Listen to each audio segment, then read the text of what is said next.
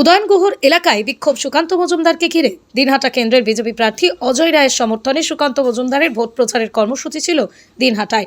সেই কনভয় যাওয়ার সময় প্রান্তিক বাজার এলাকায় তৃণমূল কংগ্রেসের পক্ষ থেকে কালো পতাকা দেখানোর পাশাপাশি বিক্ষোভ দেখানো হয়।